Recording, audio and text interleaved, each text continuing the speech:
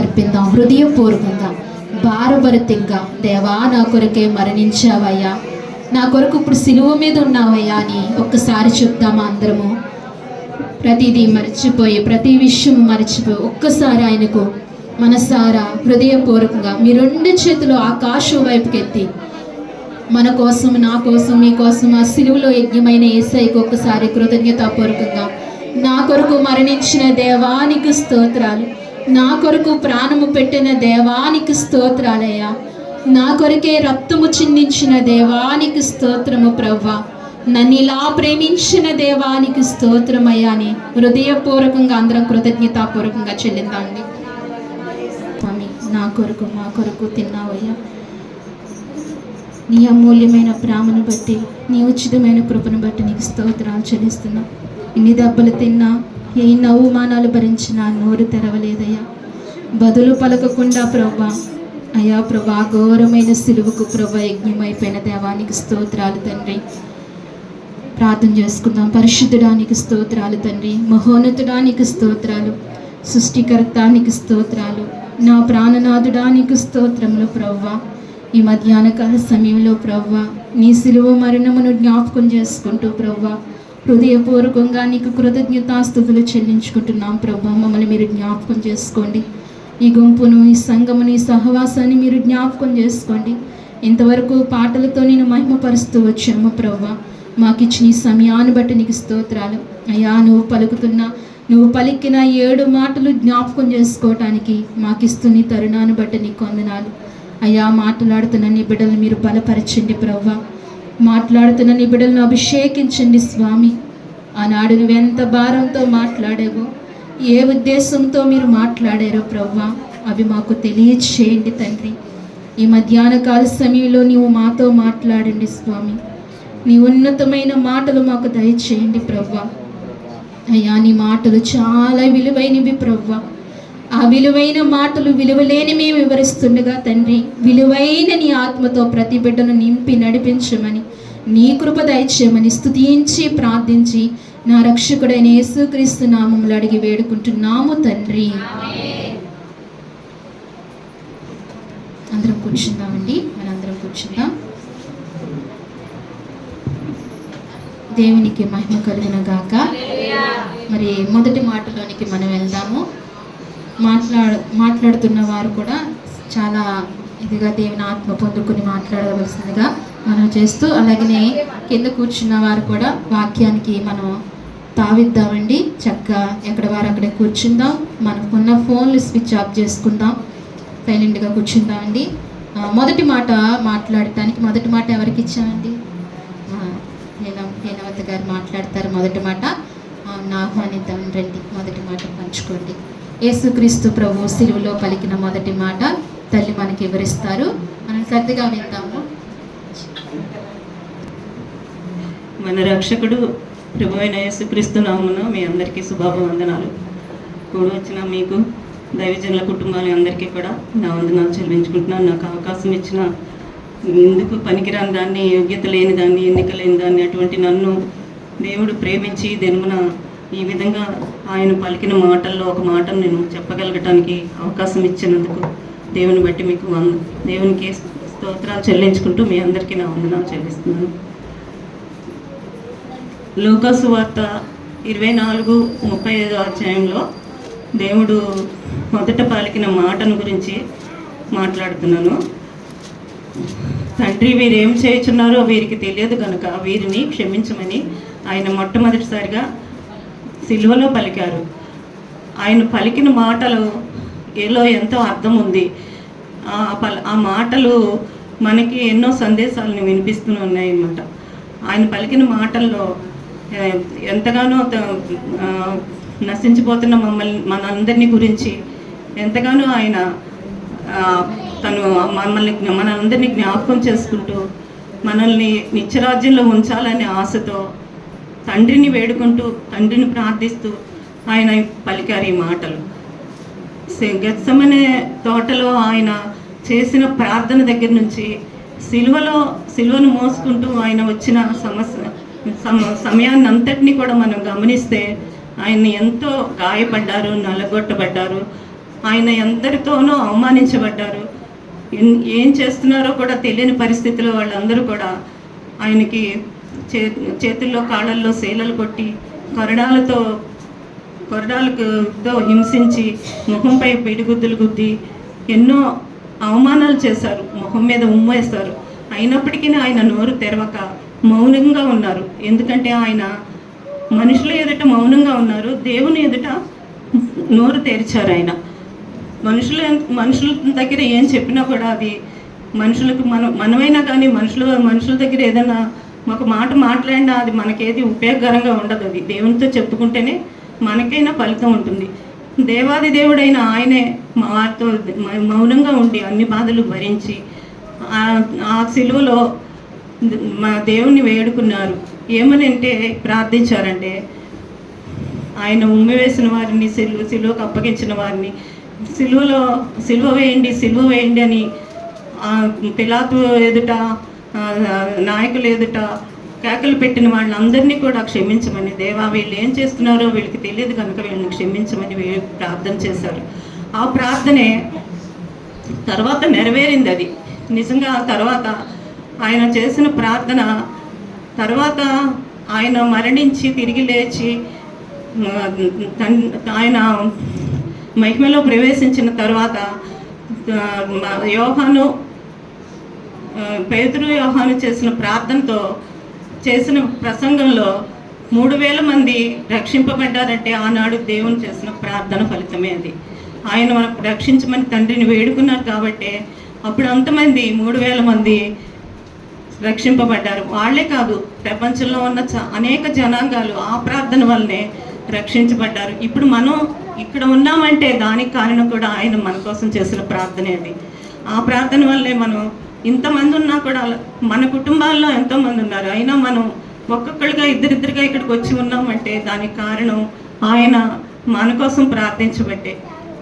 ఈ విషయాన్ని మనం గమనించుకొని మనం ఆయన వెనుకల్లో మనం ఉన్నామని తెలుసుకొని ఆయనతో మనం మమేకమై ఉండటానికి మనం ఎప్పుడు కూడా ఆయన కోసం మనం చివరి వరకు నిలబడటానికి మనం ఎంతగానో తాపత్రయపడాలి. మరణకాల పర్యంతం వరకు ఆయనతో ఉండాలి. మనమైతే ఏదైనా బాధ పడినప్పుడు, గాయపడినప్పుడు ఒక కృంగిని వేళలో మనం ప్రార్థించడానికి మనసు రాకుండా ఉంటుంది.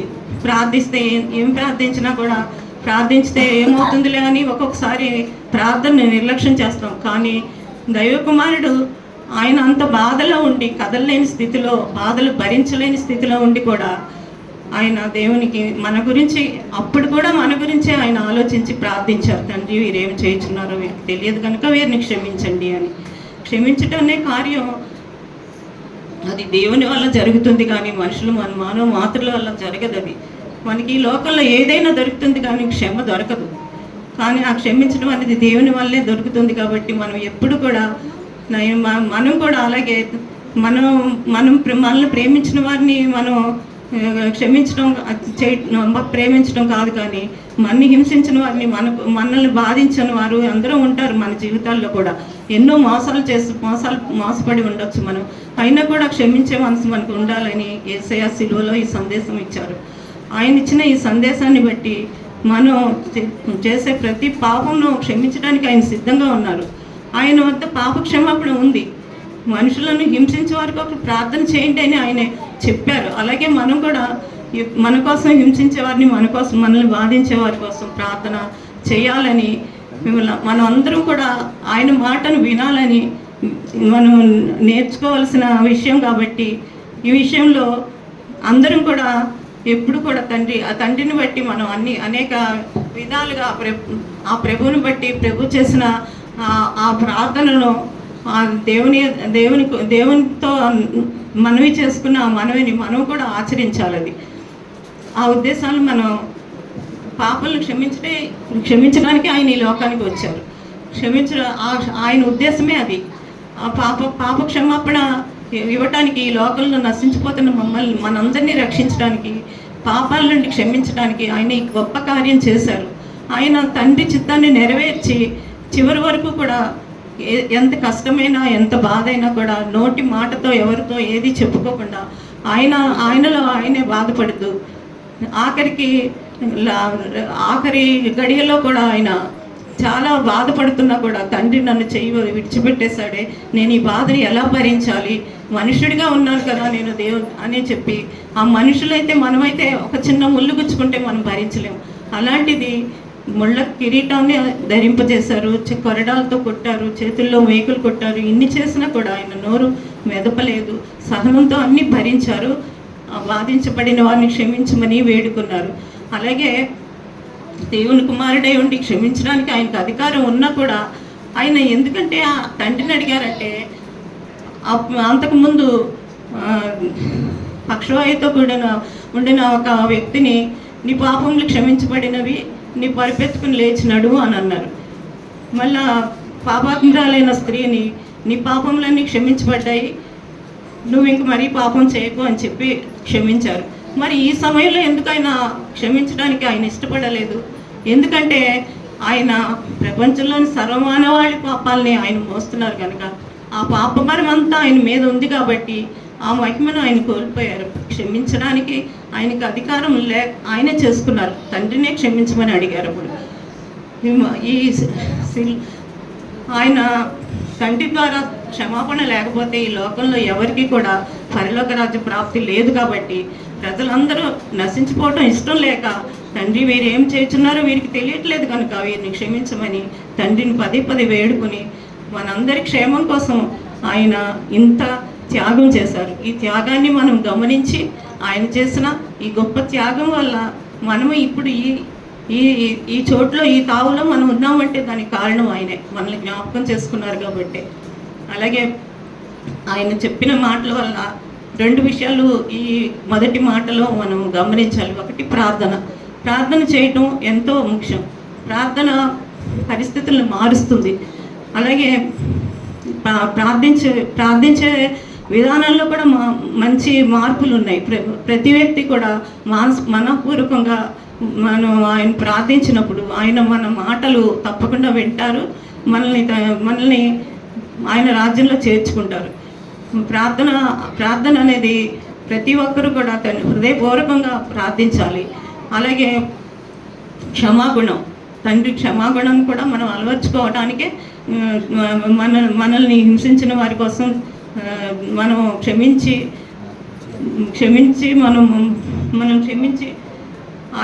ఆయనను మనం అనుసరించి నడుచుకోవడానికి ఈ విషయాలన్నీ కూడా ఆయన మనం నేర్చుకోవాలని ఆయన ఆ మాట పలికారనమాట. మనం కూడా మన విషయంలో ఎవరు తప్పు చేసినా, ఎవరు మన కోసం నిలబడకపోయినా, మనకంటూ ఎవరు లేకపోయినా కూడా తండ్రి దగ్గర ఆయన ప్రార్థించినట్లే మనం కూడా తండ్రిని ఆయన క్షమించమని ఆయన వేడుకొని మనం కూడా పాప క్షమాపణ ఎలా పాపులను హింసించిన వారిని మనం ఎలా క్షమించాలనుకున్నామో అలా క్షమించగలిగే మనసును మనకి ఇమ్మని తండ్రిని వేడుకుందాం. అలాగే నేను ఇంకా చెప్పాలని ఉన్నా, నేను చెప్పలేకపోతున్నాను. ఇది నాకు ఇంకా మిగతా విషయాలన్నీ కూడా మిగతా మారు మాటలు చెప్పాల్సిన వాళ్ళు ఉన్నారు కాబట్టి ఇంతవరకు ఈ ప్రసంగాన్ని నేను ముగిస్తున్నాను. దేవుడి ఈ వాక్యాలను దీవించును గాక. ఆమేన్.